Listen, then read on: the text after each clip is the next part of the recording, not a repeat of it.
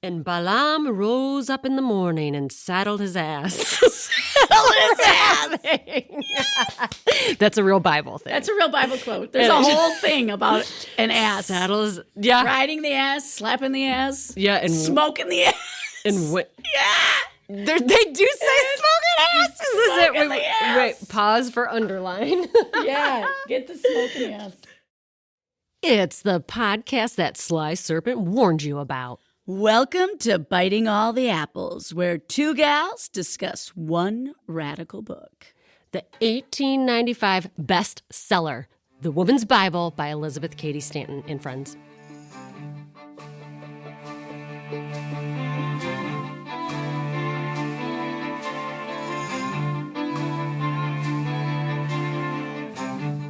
I'm Sara Kaye.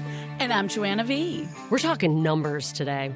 Not the gambling kind, unless you consider the high stakes of going against God's wishes, as told in the book of Numbers. It's another kind of instruction by way of hard lessons book, or chapter, whatever they're calling. Yeah. Our sassy Victorian feminists take on all kinds of things from jealousy to taxes to marriage, motherhood, and property. Laws. I just wrote taxes and I already said it, but that's a lot of taxes. It is. That's right. It's all about taxes. It's about taxes and women speaking and, of course, booty and asses. Booty and asses. But first, we need to cover our own booties and asses with our disclaimers. Here we are. Biting All the Apples covers the analysis of religious texts. Some listeners that are religious out of the need for the illusion of certainty may find the content offensive. Biting All the Apples also discusses historic texts and feminist movements. We recognize that individuals, groups, and alternative movements have been left out of history. We will note that whenever possible. We are open to additional information provided to us in the spirit of expanding knowledge. Girl. Oh my God. It is our 6th episode. And I wonder how many heads we've cracked open. I hope millions. I bet millions. Cracking heads with knowledge. Cracking the knowledge in. Just like a big old egg. Yeah, here we are. We're recording this a little later than usual, so this is like, we are sharp. We are sharp as tacks. That's right. The later it gets, the sharper I get. So, Joanna. Sara. Yeah, 6th episode. How is this experience? How's reading this during these times? Actually, it's fantastic. Is it? Honestly, yeah. Yeah, it's encompassing a lot of my mind and my thirst for knowledge, and I don't have to think about reality just alone in the context of the now. Oh, yeah. I like looking at it. It's giving me historical perspective, which has been really good, and also frightening. Yeah, but I'm terrified, but it's great. Yes, yeah. Terrified. What was it last week that we said it was depressing? Right. Then the lack of progress, but also just the process of reading it and going through it and thinking about the time that has passed. And honestly, the biggest thing I come from this week is like, I used to think 100 years was like forever ago. Right. And now I'm like, apparently 100 years is not that long. It's just like a lifetime. Yeah. In geologic time, that's like a blink. Yeah. A half of a blink or whatever. But so yeah. maybe that makes it better, that the lack of progress. Maybe. I don't know. But anyways, how is your week? How is it going with and you? Is it lack of progress, or it's almost like we're like boomeranging back? Yeah, like we made some progress. And now, everybody forgot about it, and now we're just on this terrible path backwards. Back to the Bible. I don't know if that's where we're going. But we're hearing about it. We're really hearing about it, and that's right. Just like I told you that we have a local sheriff running for office, and he's talking about the stuff that's in the Bible that the women should be taking care of the babies. He actually was like, it would be better if we could just roll it back 50 years. Legitimately, in quotes, in a paper. Yeah. That's said what he's the things campaigning on. Yeah. that I've always been horrified of, and now it's apparently a great platform, Right. which is horrifying. It's totally Shocking. fine. Shocking. And we record these, we're a couple weeks ahead. Yeah. Yes. So who knows what kind of like fuckery is going to be going on. But that's why I like that you said it gives you more like perspective, and you're like, these ladies have been working at this for a while. A long time. A long time. Yeah, maybe instead of finding it like, oh my God, why isn't it better? I'm like, well, we're still doing it. Look We're at doing us. it. We're doing it. I'm And talking into actually- a microphone right now. We're bringing people along, and I feel like people are interested in, and it's pretty exciting. It's thrilling. The thing that it hasn't been like distracting reading this during these times. Yeah. And for anybody that doesn't know, we are currently in the middle of a hostile government takeover. I'm just kidding. In the middle of a hostile government takeover. That's right. We should give credit to that guy. Who's that guy? TikTok. Check the show notes. Check the show notes because you got. I wish I had that in my notes. But doing this during these times, it is bonkers to me how so many things going on. I'm like, this is all in the shit we're reading. Yes. I was like, this shit as in like the Bible. Has anybody ever read the Bible? Have you ever read the Bible? I'm like, this is so... It's crazy. It's so dumb. And the other thing that has been tripping me out is all of a sudden, I don't know if it's just because we got those Victorian dresses. We looked which good. I can't believe we're not wearing them right now. I know. It might be my I everyday actually wear. miss my little velvet feeling clothes. I miss my velvet. I miss my velvet. I miss my throat brooch. Oh, love a little I don't cameo. know. Yeah. Why like did that. those go out of style? I like the whole hide in the neck thing too. I like that. I mean, I'm almost The high neck reminds me of Princess Mumby in Return to Oz. have not seen that. You're talking I'm like, Wizard of Oz? I need a minute. Take a breath. I'm just kidding. Take a breath. You know, I miss all the film references. Return to Oz is one of the greatest films ever. But back to, Victorian, we get the Victorian dresses. We're reading this thing from the 1800s. Immersed in... All of a sudden, so many, okay, maybe 3 or 4 things have come at me that are related to the 1800s. Ooh. So, like, if you follow astrology, the last time Neptune, which just moved into Aries, was in a fire sign was the mid to late 1800s. And when that happened, the Civil War happened and slavery was abolished. Ooh. The last time terrorists. Terrorist. I was going to say tariff. Oh, tariffs. Yeah. Not people terrorist. People won't understand. I went right to terrorist. You went right 'cause, there. You know. Yeah. It's hard. Michiganders, I'm like the hard A. It's, the E's and the I see. A's. Tariffs. Tariffs. The last time we had tariffs this high was in the early to mid 1800s. Interesting. And then the people in charge are using some laws from the 19th century, like the Comstock Act. Oh, yeah. Pulling And them out. they're using a lot of another one that was like a old public charge rule that was in the 1800s. That was an anti-Irish thing, and that's what they're using to reshape immigration here. Where I'm like, what's up with all this like Well, it could be a good 19th sign. century? It's probably us. I'm saying like we're us. responsible for it.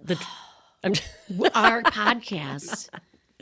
I'm just worried. I'm like, did we cause it? Maybe. No, we didn't. Because before this podcast, Texas was way into the 1800s. They love it. You're like, Texas was ahead of the game. Yeah. Yeah. Okay. So it's been, I don't know. I really That is like, fascinating. isn't it? But so you think of those times, they were times of great change, right? Change. Not progress. necessarily good things. Yeah. But hard change. Yeah. Which is another thing I've been thinking about perspective. Like 100 years ago, things were so crazily different, right? Mm-hmm. And, we pointed out some things where we're like, wow, why didn't they support that? But like, we have made progress. Right. In many areas. That's right. So that perspective has been nice. Yeah. But maybe since all those things are lining up, maybe this is right now, 2025, we change the world. Just as you were talking, I was like, it is funny how equating, I equate like change and progress. It's like, those are two totally different things. Yeah. Change can be bad. Yeah. Or good.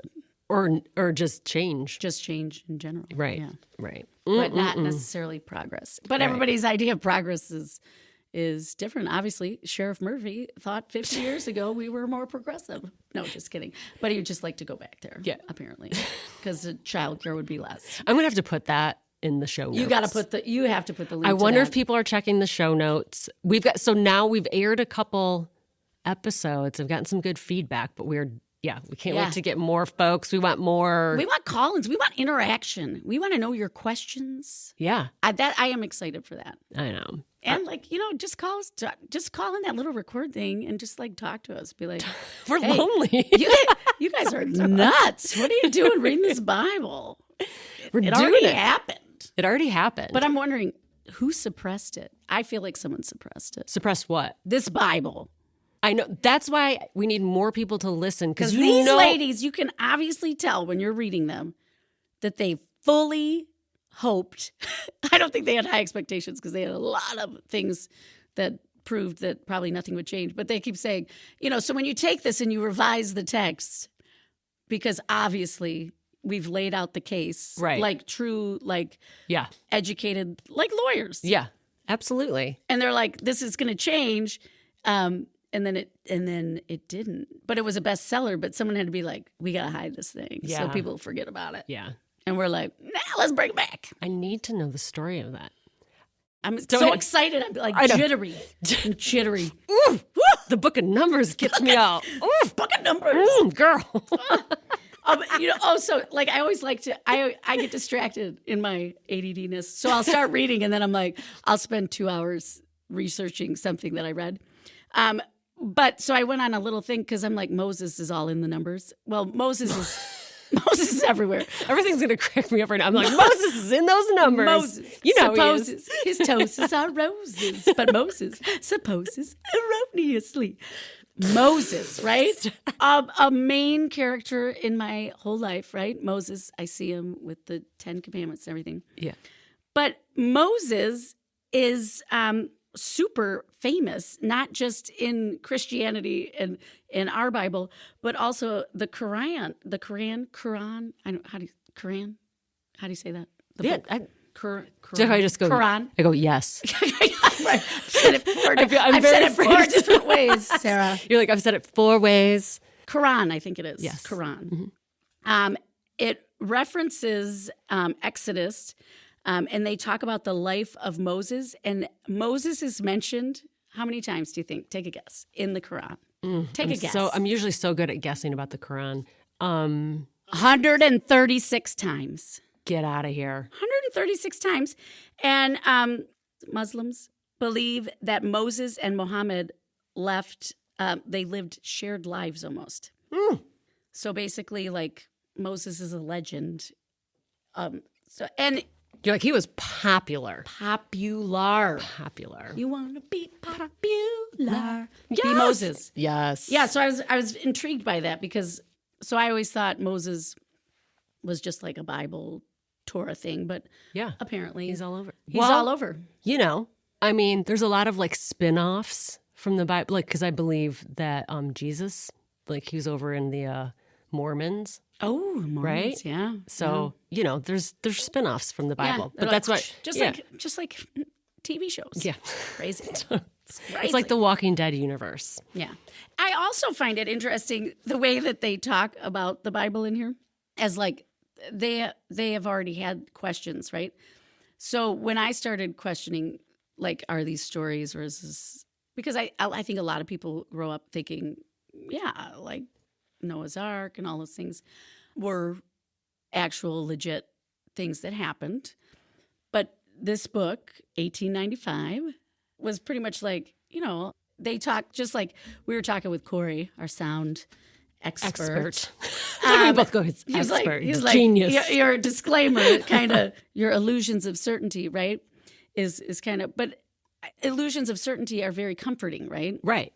And these ladies, all of them, because there's I think I said 22 in the beginning, but I reread the beginning and it's 30 some women worked on this.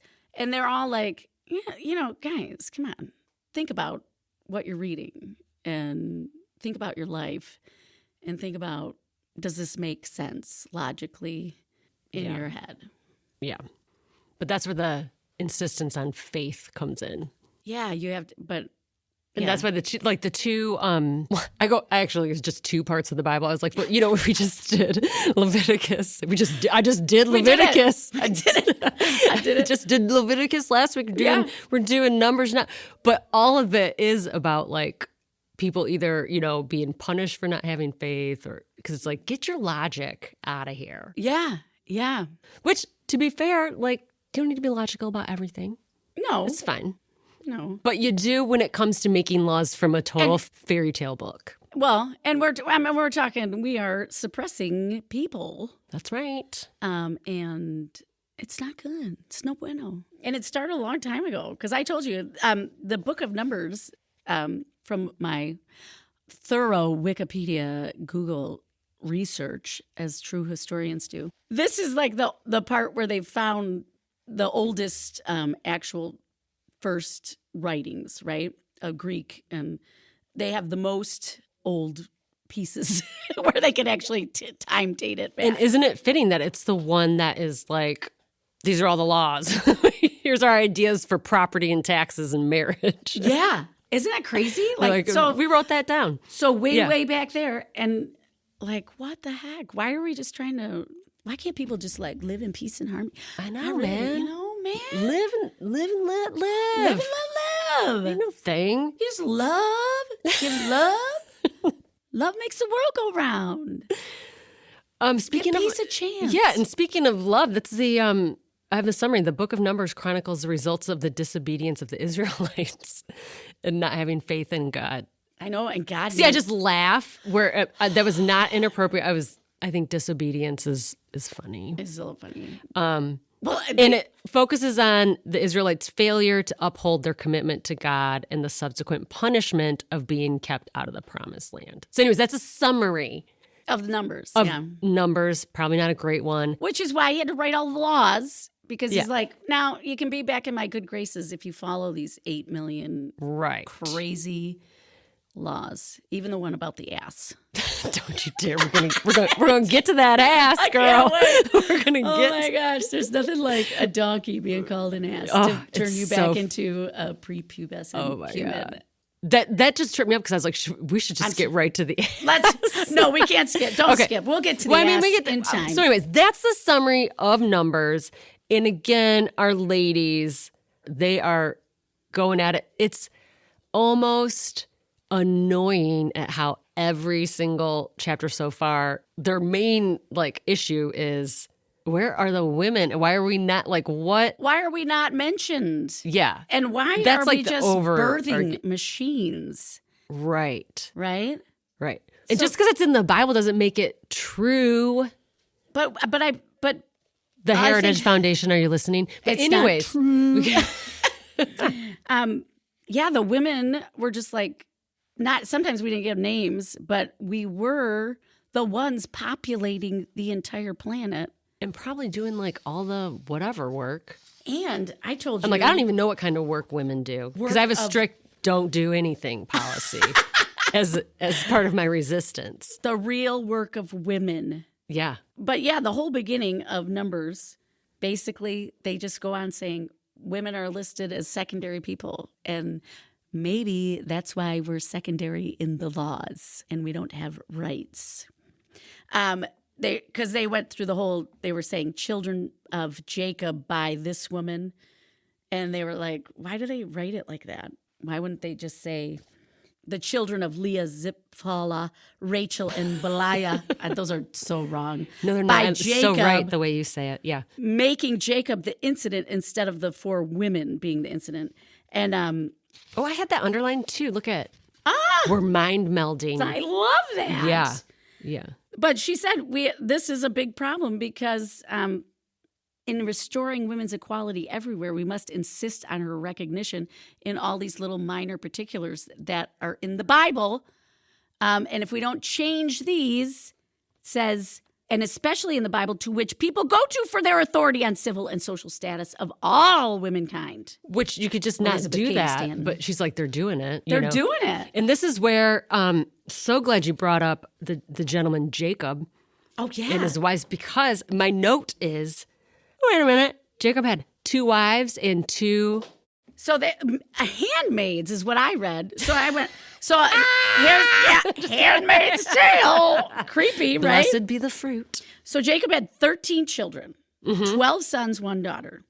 So he had, Leah had 4 boys, but in between, she couldn't have baby. Who knows why? So then I went on a whole The Lord knows mind why. trip of what was it like to have a baby back on Mount Sinai? Why wonder what that? You're like, I was thinking, okay, because I gave birth once, and it was pretty harrowing, and I had a whole team of people with me and monitors and stuff. But if I was on the side of a mountain with a bunch of sheep and men that apparently thought it was disgusting, the whole process, probably pretty dangerous. it was probably very dangerous. That's Things, or not it's dangerous. Well, dangerous. It changes your whole body. Something men cannot understand. So she had to take a break. So she had a handmaid, which I'm assuming is someone that helps you out, taking care of things. Is it like a wet nurse? Kind of like a wet. But no, it was Jacob had 2 concubines and 2 wives. Well, you say concubines, but they called it handmaids in what I read. So if you weren't able to have a baby, you could use the handmaid or the concubine. And he did that. So 2 of the handmaids or concubines, 4 kids were birthed by them because he had 2 wives. Yeah. Quick cue. Question. We're only Oh, I love it. You caught my. I caught your cue. You caught my lingo. Quick cue here. Cue. I hope you have an A. I got an A. I might, or I can make one up on the fly. So we're almost through this Old Testament situation as far as the Women's Bible goes. And I'm like, we've come across so much polygamy. Yes. And so how's that square up? I did do it. I didn't write it down though. I didn't take notes on it, but they were like, how come polygamy is okay? And they're like, well, it's not that it was okay. It was just, they had to populate the earth. And what are they going to do? I mean, it takes 9 months to grow one of those things. And this is just like a long time. Personal aside, like I don't get why people are like, we need to like propagate and populate. I'm like, truly, like, why? Also, in today's day and age. Yeah, I'm just asking. Like, why is that? Where did that come as the? So I think probably back then there wasn't a lot of people, right? So by the time this stuff was written, they had numbers in here. Yeah, they're they like 30,000. Yeah, or whatever. I mean, but think about how many people are on the earth now. Yeah.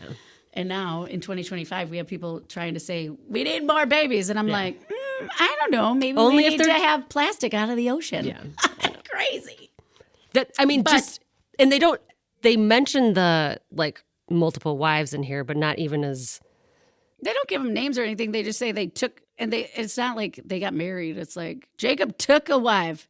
He took him, and he took him, and he took him. And usually they were like, apparently, from what I read this week, they're usually cousins.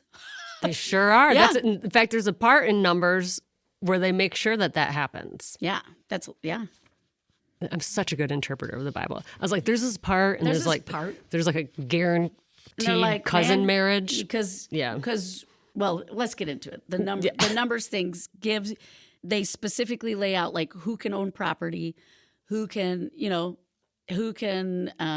get in trouble for cheating on somebody. If you're, I think that's what they're talking about when they're talking about defiling their husband or whatever. Yes, that's what I'm moving on because I'm already. This is my notes. Oh, you got some defiling? Jealousy, defiled. Yeah, I really should take more thorough notes, but those are pretty good. That's all you need to know. That's it. Jealousy, and defiled. And the that's Numbers 5. Right. Yes. This whole thing is about. Don't make me get my monocle out. I can't read what. No, it's Numbers all 5. about males and females. Like it sounds like if you're like having marital issues. And you got to go to a priest and see who's right. That's That's a bad plan. But it's true. I know it happens. It happens. And that's, they say, I thought most religions thought witchcraft was like bad and pagan babies. But here in the Bible, so they're saying, oh, you feel like your wife has defiled you, come to the priest, and we're going to make her drink dirt and water. And like, this is. It actually says that. Yes. And I'm like, not Monty Python. Right. Like legit the Bible, but also Monty Python was based on reality as well. Again, we were talking about humor earlier before we started. We do a little intro. Get ready. How are you doing, Sesh? And we were talking about humor and why, even if it's irreverent, it's justified. Because obviously the hangings of the witches had already happened when this Bible was written. Right. So they do talk about witchcraft, which we talked about last week. Right. Well, I think they used the Bible to prove that they were witches too. And the laws. Do you have this? I have this underlined. Oh, what do you got? So this part, the Numbers 5, is, jealousy, defiled, but also jealousy, defiled women, unclean. But it does go back to, again, we have themes of when dudes do something wrong. It's like, yeah, maybe like God will get mad at him and kill a goat or something. Right. And then, but if women do, it is egregious. Yeah. And you can see how much that still continues today. Yeah, and you can't even redeem yourself. Like you said, when she brings up the witches, she's like, they would throw them out to see if they float, but if they sunk, they were witches. But if they floated, they weren't. But either way, they left them in the water to die. So the same thing that's happening to women, apparently, in even the 1895s when they were writing that. 1895s, 2025. Yeah, right after that. So, yeah, she's right. So, in either case, her fate was the same. This is Elizabeth Cady Stanton talking right now, although we have some new contributors we'll talk about in a sec. Oh, yeah, you got to tell me. That's right. As men make and execute the laws, prescribe and administer the punishment, quote, trials by a jury or ordeal, unquote, for women, though seemingly fair, are never based on principles of equity. The one remarkable fact in all these social transgressions in the early periods, as well as in our modern civilization, is that the penalties, whether moral or material, all fall on women. And again, Elizabeth likes to say this, verily the darkest page in human history is the slavery of women, exclamation point. I just want to mark that, like, you picked that quote. And I have it circled here. We don't even. Do you want to? We could swap. You could do the podcast one week. I'll do it the next. My God. Right? Like of one mind. But these are again the themes in the slavery of women. It blows my mind because to this day, like if a woman is on trial for murder, you better be sure she's going to get like double time. Like double something. Yeah, and I don't know where I was going we're with talking that. about how long shamed. We're talking about how long it has been, right? And then she ends that section and says, "But the publication of these ordinance laws against women, no doubt, had a restraining influence on the young and heedless daughters of Israel, and they serve as landmarks in man's system of jurisprudence to show us how far back he has been consistent in his unjust legislation for women." I had that same thing. We should just do, you know what? We should publish a zine of just the stuff we underlined. Oh my gosh. Hey, listeners, let us know if you'd like that. Yeah. I'll do some drawings. Oh my gosh. So yeah, it's making me feel like the Bible's a little redundant. Yeah. Because they're like saying the same things, but not. I mean, I know there's more stories and they don't show all the parts of Numbers, but Well, they just pick out, the stuff explicitly about women. In the next part, in the Numbers, looks like 12. Yeah. My favorite part was like talking about how, let me make sure this is Elizabeth writing this, or if this is our new lady. Yep, this is Elizabeth here. There are evidences at this and several other points that Moses was not the sole editor of the Pentateuch. Yeah. If it can be shown that he wrote any part of it. Right? Yeah. And this one is about, did you understand any of this Bible crap? I did. I underlined some. Oh, all of this? Yeah. This particular how she became section. leprous. Yeah. So basically, they were irritated with Moses, right? Because Miriam and Aaron spake against Moses because of the Ethiopian women whom he had married. Yeah. So apparently they thought he wasn't like all on board with them. Well, God, who only talks to Moses, got really mad, right? I think, so because I am in the mind frame of these ladies, like, okay, probably a human man many years after wrote this. But apparently it's supposed to be Moses writing it. But it says, God said, hear now my words. If there be a prophet among you, I, the Lord, will make myself known unto him in a vision, and I will speak to him in a dream. With him will I speak mouth to mouth, even apparently, not in dark speeches, and in the similitude of the Lord shall behold.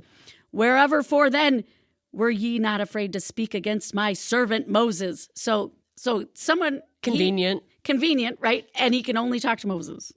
Only when I dream. Yeah. In your dreams, right? Convenient. That's so. And then Miriam is actually the lady that took care of Moses when he was a baby. That's right. Came from the river. I love that name. Right? Miriam. And so all of this fuss is about the second marriage. And Elizabeth's like, here we have the first mention of Moses' second marriage, but the name of the woman is not given. Yeah. Though she is the assigned cause of the sedition. The sedition. Again, they're not even naming these women, but we just know, because the Bible's already set it up. It's like, well, they said she was a woman, so you just automatically assume that she was like a heathen, pagan witch. Yeah, you person. can't talk about them. Yeah, you shouldn't need a name. But Miriam gets a name because she's part of Moses' story. But her and Aaron both spoke out. God was like, "This is terrible," and he immediately just gave Miriam leprosy. Which is terrible, right? Right? And Aaron was just like, oh, she has leprosy. Nothing happens to him. And they were like, well, why didn't that happen? Well, Aaron was a priest. He's a Levite. See, we were talking about that. There Levites. you go. We were talking before. Yep. But Levites, all the children of Levi were, which is it's like a caste system in the Bible, honestly. So they're priests. They're of the priest caste. And we have, so Miriam gets punished. Elizabeth's like, as women are supposed to have no character or sacred office, it is always safe to punish them to the full extent of the law. One would think that potential motherhood should make women as a class as sacred as the priesthood. I'm saying more.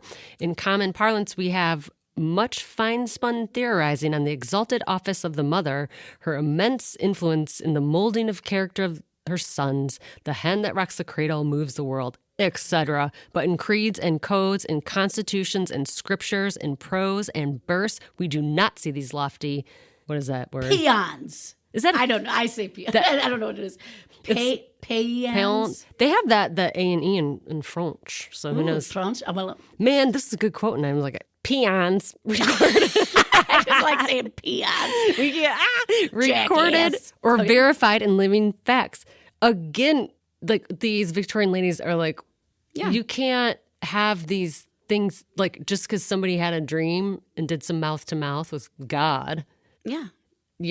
But in like real life, women like are, rocking the cradles. That's rocking the world. Yeah, they're like, oh, it's so we love them. We love them. Yeah. But, the will of God says you can't own anything. Right. Can't own anything. You should probably have a man help you think. Don't talk and cover your head, which we also get to. Which we get to in Numbers. What is this? Yeah, Numbers 6. Isn't it? How does it go from, is it not, I don't know. Well, because remember, you're not following along. They just take the section. It is number 6. And then what number, but this is number XX. What's V? Fine. So what's XX? Anyways, I know. This is number 6. Yeah, so where number they 6. Talk about the covering. You got to cover your head. To go into church. Only if you're a woman. Right. That's a big thing. That's a law, I guess. That's because, and let your hair grow. The way in which the angels got possession of women was by laying hold of their hair. They accordingly warned women to cover their heads in public so that the angels might not get possession of them. Is that crazy? Because I thought angels were supposed to be nice, and it sounds like you're supposed to be terrified of them. I know. Some of them can be pretty gnarly. Yeah, I know. I read about them in the ass story. Don't you dare. So, did you ever do prayers at night? Did I? I only did one. When forced, yeah. I only did one, and it was the same. Usually I was like, please, I want an Atari. No, I just said it and I went to bed. It's like Matthew, Mark, Luke, and John, bless this bed that I lay on. There are 4 corners on my bed. There are 4 angels at my head. Matthew, Mark, Luke, and John, bless this bed that I lay on. Really? I never heard that one. Yeah, and I was like, good night. My bed is blessed. And I slept like a baby. I mean, that stuff like is kind of sweet Jesus. if you really think about it. Like, no, that's fine. That's why I like it. Yeah, like ritual, repetition, something. It's comforting. Yeah. Right? Totally. But these angels are not the ones that I would want on the head of my bed if I would have read this. Yeah, and then if you read, like, if you didn't have your head covered, it is like a sin, which she does write about this. But as fashion is gradually reducing the bonnet to infinitesimal fraction, it will probably in the near future be dispensed with altogether. This was back. Yeah, so, back in her time. She was and then right. she told a current event, 1895 current event. Yeah. This lady in England was like, I'm going to go in without my thing on because, people don't wear them out on the street. And she went in and people went nuts. They went nuts. Because she was, and the priest was like, you have to do this. You're causing an uproar. And she was like, no. And he's like, well, you better do it or you can't come back. And she was like, peace out. And she didn't come up. And it says the lady was a wife of a colonel in the British Army. So she was probably like, I'll be fine. I'll be fine. Angels aren't going to get my head. My husband's got my back. In this part of the Women's Bible is when we also see we got some more contributors now. And this one was L.S. Did you look her up? Louise Southworth. Ooh. Louise Southworth. Ooh, I like that. Actually, she was from Cleveland, so I don't think she'd have a Southern accent. But wow, Cleveland. You're kidding me. And apparently her home, so she was a prominent philanthropist. And she was closely involved with the women's suffrage movement, as well as other progressive educational efforts. And her fancy house is still around, the Southworth Mansion. In Cleveland? Yeah. Cleveland rocks. Yeah. And she was like really effective, I guess, had charge of the systematic enrollment of persons endorsing women's suffurage. Oh, so she was really into the movement then. So a lot of these moneyed ladies. Yeah. Were, they were doing some good things. Cool stuff. Cool stuff mostly. Philanthropy. I'm like, mostly. Cool stuff mostly. I know we could debate, but yeah. Yeah, no. I mean, because we didn't live back then, and they were awfully rich, probably all of them. They were probably like so sick rich. You know what I wonder? I want to know if some of their ancestors will listen to our podcast. So say her name again. This is Louise Southworth. Louise Southworth from Cleveland, Ohio. That's right. I had some of her stuff. Did you? Here too. I wonder if it's some of the same stuff I did. I mean, well, you got the whole angel thing pulling on the hair. Yeah, go for it. That was Louise. Yeah, she said it. They which angels would get possession of women was by laying hold of their hair. They accordingly warned women to cover their heads in public. So she said, if commanded to keep silence in the churches has no higher origin than that to keep it covered in public. Should so much weight be given to it, or should it be so often quoted as having divine sanction if you just have to keep silent?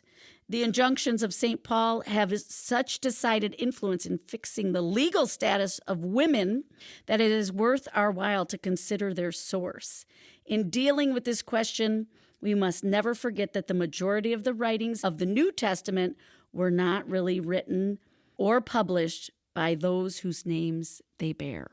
Louise, laying down. Even though in one place I have it Louise, and another place I have Louisa. So Louisa. Again, that's another little. That's an Easter egg. Call us. Tell us. What do you know about her? Did you call her Wheezy? Yeah, Wheezy. But she's like, thus the command has its origin in an absurd old myth. I'd like to point out too. So it did fall out of fashion, as our soothsayer Elizabeth Cady Stanton said. Yeah, nobody's wearing them. And nobody's wearing these head covers. I shouldn't say nobody. I do believe there are still certain. Actually, it's coming back. That's what I was telling you. That place in Brighton. Oh, I believe they're coming in with the veils on and stuff. Oh, there we go. At a Catholic church. We're gonna like the Handmaid's Tale. I believe it's black veils. Oh my God. Yeah. That was a genuine laugh, but I wanted to say I wanted to say that so it did fall out of fashion, and the women still lived on Earth and were not taken by angels by their hair. Nobody pulled their hair. Yeah. I will say, though, it still is dangerous to run with a ponytail through a park if you're a woman.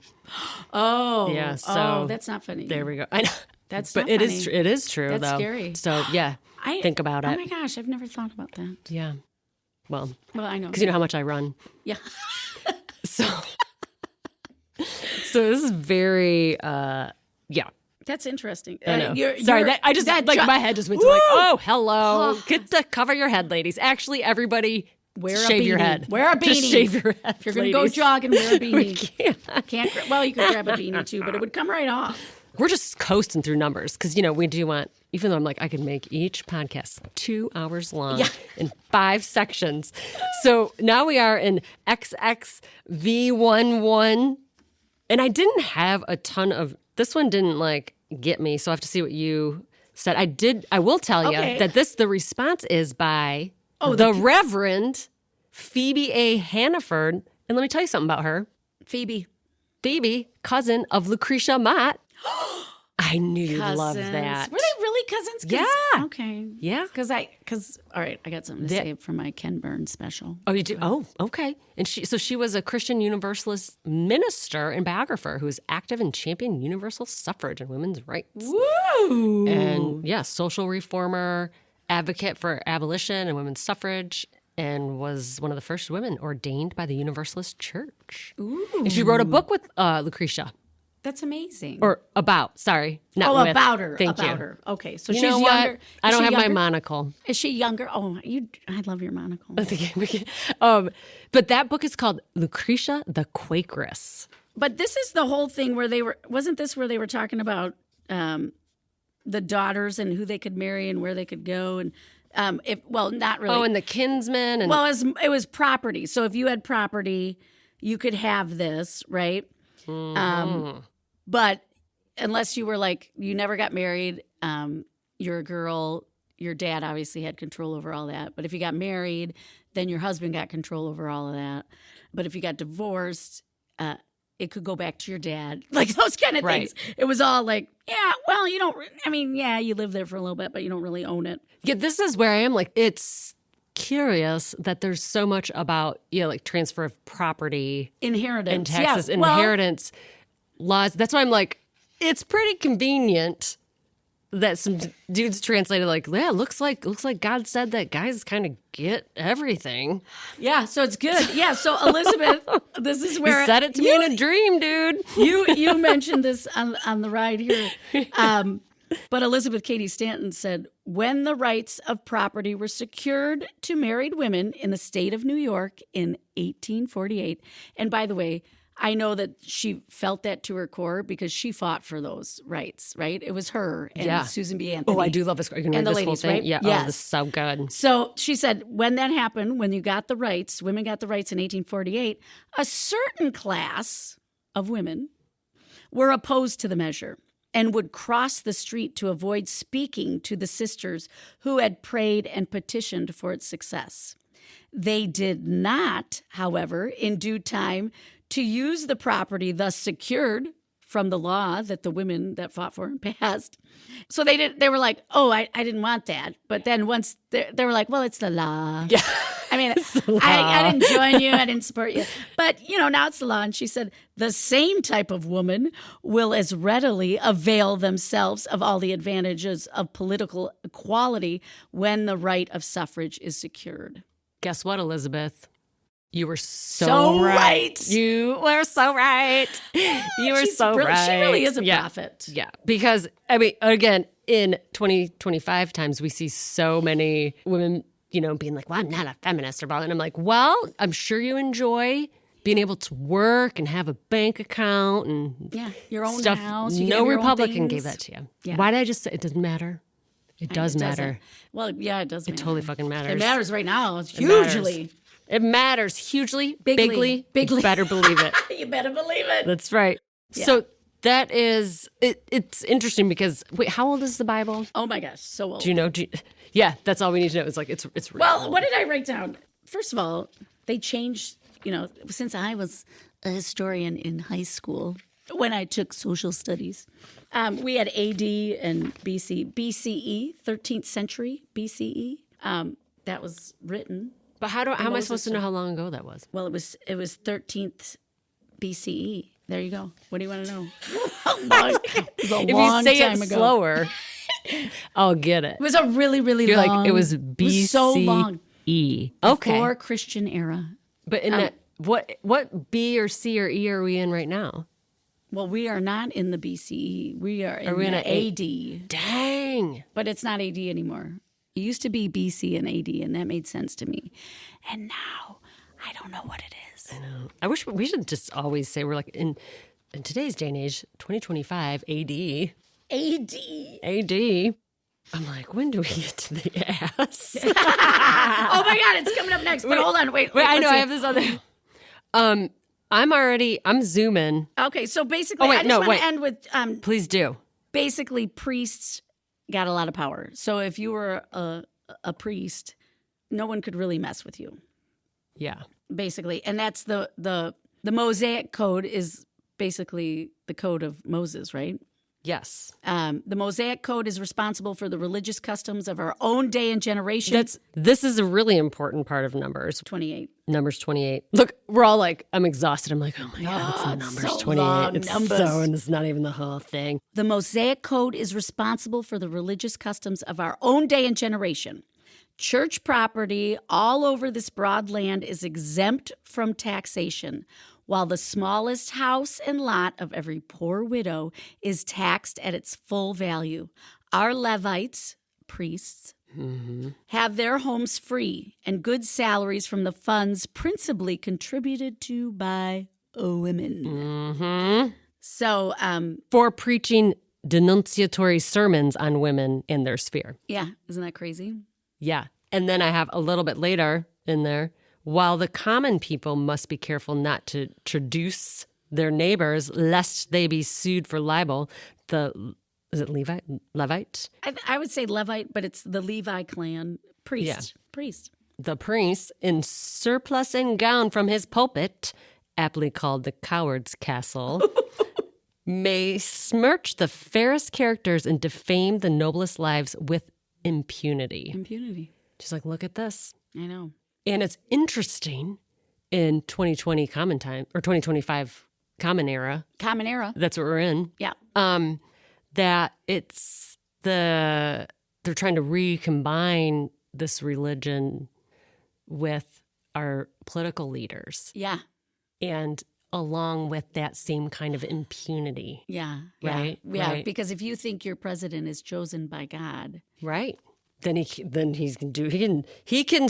may smirch the fairest characters and defame the noblest lives with impunity. Mm-hmm. Yeah. Let that sink in. I just had a tear. I just had a little tear just roll down my eye because we are in a little bit of a mess. Yes. And did you see this And then, the last thing. The present bit. From the present bitter, turbulent tone of our Levites, I fear the salt we both manufacture and import must have lost all of its savor. Ooh, you know who wrote that. Elizabeth Cady Stanton. I know. I'm still a fangirl of her writing. She is like... She is full of fire and brimstone. That's funny to say. But she's just full, like you just feel her like, I have been fighting for this. And now this, my final piece, this will change it. Yeah. This is going to change, Yeah. And as I said earlier, I feel like they wrote it with the full thought that like people are going to read this and they're going to go, yeah, obviously we need to revise Right. these things that seem Right. absolutely ridiculous. It doesn't make sense for the common era. Okay? But then we got to move into the ass right now because this story is Really? mind-blowing. This is a mind-blowing. I mean, I feel like everybody should read this. Okay, yeah. Numbers 22. See, they do jump around. Yeah, and normally Why do they do that? they But jump around. It must be their conscious of thought because I think they reviewed and they're like, hey, this is the way it will best fit Yeah, together. it's like it best fits this way. And so this is Numbers 22, which you just said. I swear I'm listening. I love you. Which the actual Bible passage says, and Balaam rose up in the morning and saddled his ass and went with the princes of Moab. He did. Just you gotta like saddle that ass. you saddle, get going. You gotta saddle that ass. Saddle that ass up. Let's go. We're going to Moab. And the craziest thing is in here where she says how the courage and persistence of the ass has made her as famous in war as in literature. And I love this because I'm like, I've never heard of this ass. I haven't either. I mean, they definitely kept this from us in our adolescence because, I mean, if we're dying laughing as hard as we are. I'm a 50-year-old woman and I'm like in hysterics because like, and then the ass saw the angel of the Lord. She thrust herself unto the wall and crushed Balaam's foot against the wall, and he smote her again. He kept smoting his ass. I mean, yeah, I'm going to have to, okay, so. And then the ass makes him so mad because he thinks the donkey. Yeah. Let's refer back. It's a donkey. It is a donkey. I know. Let's clean it up. Clean it up. The donkey was mocking him, and then he wanted to kill his ass. Yeah. So. But then the ass starts to speak in English. You know that? I don't know. It could have been Aramaic.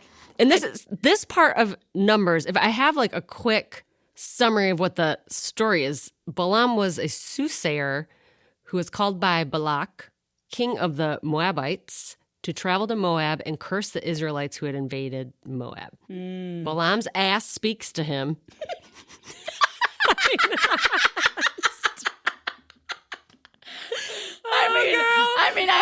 I've had asses speak, but it doesn't say a lot of sense. He might have had some burritos.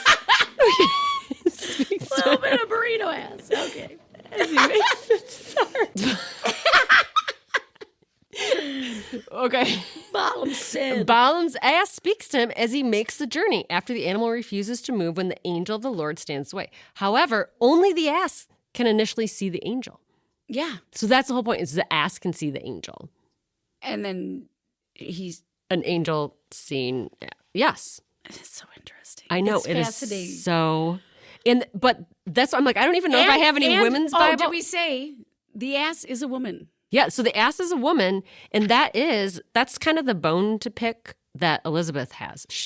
Here I have her saying, seeing that the Lord has endowed the daughters of men also with the gift of speech, and that they may have messages from him to deliver to the sons of God, it would be wise for the prophets of our day to admit them into their conferences, synods, and general assemblies and give them opportunities for speech. We have speeches and thoughts. The appeal of the meek, long-suffering ass to her master to remember her faithfulness and companionship from his youth up is quite pathetic and reminds one of women's appeals and petitions to her lawgivers for the last half century. So depressing.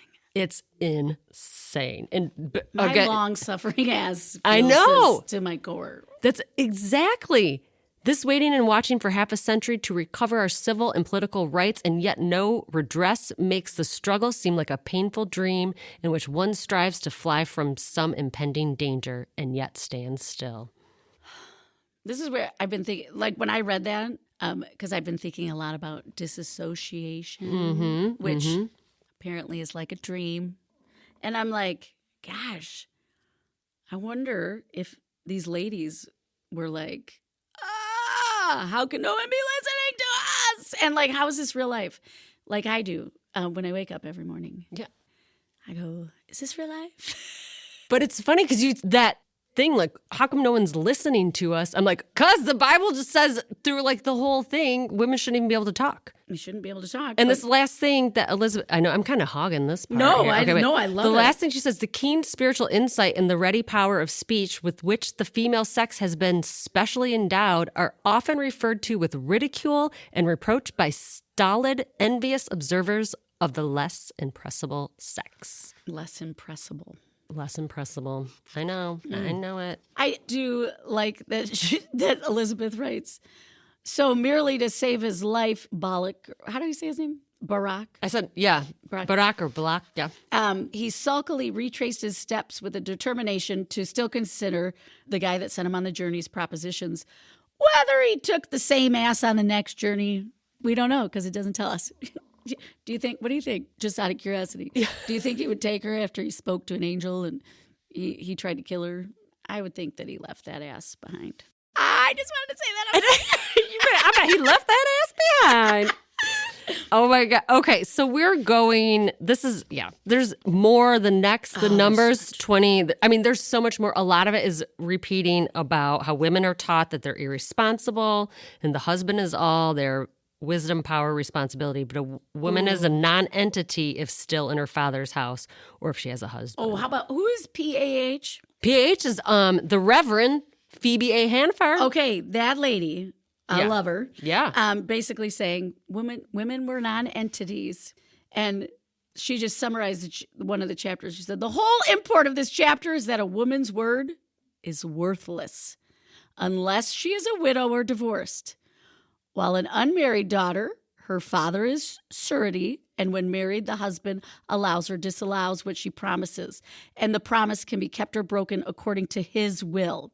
The whole Mosaic law in this respect seems based on the idea that a woman is an irresponsible being and that it is supposed each daughter will marry at some time and thus be continually under the control of some male, the father or the husband. Unjust, arbitrary, and debasing are such ideas and the laws based upon them.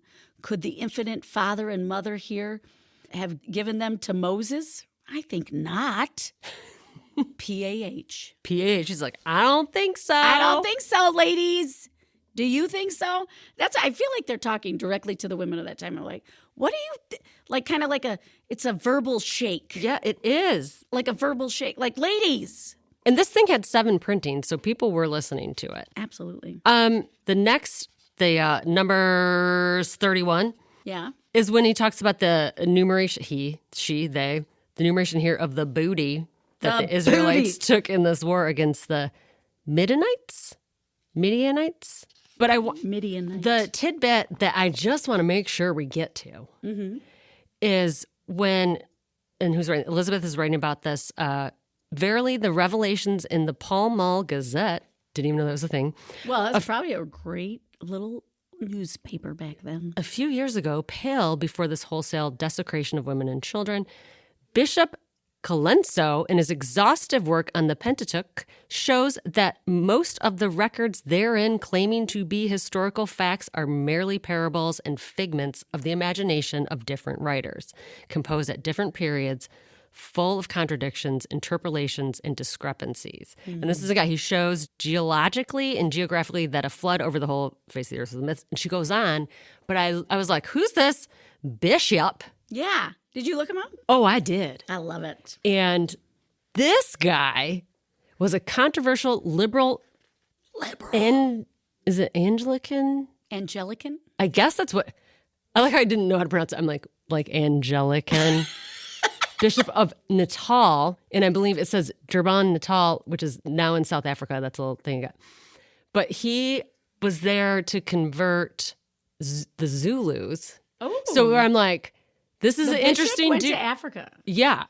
So this is an interesting dude. I have my own personal feelings about people going into converting. Okay. They're like, we're just going to fight. But that's an aside. But the best part about this is, so he converts the Zulus, he brings Christianity to them, but then I guess they asked so many questions, doubting the historical accuracy, that he was like, and so he actually wrote a book called the Pentateuch and Book of Joshua, critically examined, and it was very controversial. So he had an open mind. Isn't that I find that kind of fascinating. That so is anyways, super that's probably fascinating. more to check out. But Bishop Colenso. I have not heard. I would love to hear more stories, because if you think about it, these missionaries that went over and were trying to like force Christianity on people, I had always wondered, because I'd heard those stories. I'm like, weren't they ever like, what the fuck? Yeah. Like, wait a minute. Yes. And I guess the Zulus were like, Did you read this before you brought this to me? Because, I mean, I like you. You're a nice guy. Yeah. But this sounds kind of crazy. So I'll put some more stuff in the show notes, but I wanted to that's point, fascinating. And that can't be the only story like that. I mean, No, apparently I'm sure not. he was somebody that wrote a book about it, But yeah, so kind of interesting. Kind of interesting, isn't it? It is. And I'll let you, lead us through the last bit. So then we'll get this. Well, basically, all those people, they're talking about how they can keep their land and all of that stuff. But then, so all of these it's basically laws. Numbers is laws to make sure the land stays with the Israelites, the chosen people of God. So they don't get fooled by Balaam and his ass again. Right? That soothsayer pagan. Yeah, exactly. So they had to write down these very, very specific laws. But crazy things like the command of Moses butchered in cold blood all the women of this town, except for the women, children, and virgins, which would just be given to priests and soldiers. They're like, we could use you. The priests and soldiers can have you. What are they doing with them? What do they do with them? We don't really want to know that, but yeah, I'm just kidding. It's just fabulous. It says, but the obvious intention of Moses, as shown in these directions, was to keep the Jewish race from amalgamation, mixing the races, right? Oh, They okay. don't want to mix them. So I guess, Oh, there you go. Right there in the Bible. They're like, we can't have this. we don't do that. Even though I'm like, considering all this stuff is alongside of things like property and taxes. Yes. Yeah. Yeah. Who Yeah. owns what? Yeah. Okay. Yeah. We're catching on to you, Catching Moses on. God. So, well, And that men controlled everything, really. Like you could maybe as a woman own property, but not really. Just like you might have your dad's property, but you get married, it goes to the husband, which is why you had to marry your cousin because the dad didn't really want to get rid of his property. see, that's what wanted to keep it in the that's what I'm family. talking about. And this was like thousands of years ago. So, and it sounds a little too familiar to how stuff is kind of still today in common era. Yeah. So it turns out, you know what? We went to read Numbers and I approached it and I was like, I don't want to read this crap. And it turns out I was like, there's a lot of good stuff in this. So much good stuff and relevant. So relevant. So relevant. And if you're still with us, we love you. Oh my gosh, we do. I know. Yeah, because All the we love and- need you. Actually, Yeah. we're building our own. Whatever. What are we building? I don't. Our listening base. But But that to will change then the world. become that will then become the people that like, let's put the Bible back in the hearts and souls of people and Yeah, not like in the laws. Right, not in the laws, and like the good parts, like the parts where you like take care of your neighbor, the Good Samaritan. I'm struggling to find the good parts, but I swear, I'm we telling get you. into that New Testament and we got New some like Testament. water and wine stuff. We'll talk about it. We're breaking bread and feeding bajillions. Yeah. So yeah, that is exciting. That's, I don't know where I'm going with this. It's probably because we're like exhausted. No, I got this. Yeah, next week. Let me what tell are you you what we're doing? doing. Next week, we're covering the last chapter of the Pentateuch in the Woman's Bible, Deuteronomy. Do you know, by the way, this is my, You got a claim to fame? I do have a claim. No, Deuteronomy? do they, is the Women's Bible, do they cover all of the books of the Pentateuch? We don't know. Because I'm like, Yeah, there's 4 books, right? We did. no, there would be, these are 6. So There's 6 books. No, yeah, that's Maybe all they right. do 4. Don't worry about it. Anyway, so Deuteronomy. We hear there's more on the 10 Commandments in there. Exciting. We are going to miss the dusty language and retro violence of the Old Testament. So we'll be sure to give it extra special treatment as we read this week. And speaking of special treats, you're a treat. Thank you for listening. We love you. And, did you know knowledge is best shared with friends? You really should pass this podcast along to friends and family and strangers and spread the good. Trouble. Yeah, word. As always, check our show notes for extra info. And I didn't get to say it here, but there's a little story about how, like when you hear Moab, the city in Utah. Yeah. Also where the Arches are, the Arches National Park. Anyways, check our show notes for extra info and how to send us a text or voicemail. Find us on TikTok and YouTube. Yeah, we're totally up in that. We're on Oh the my gosh.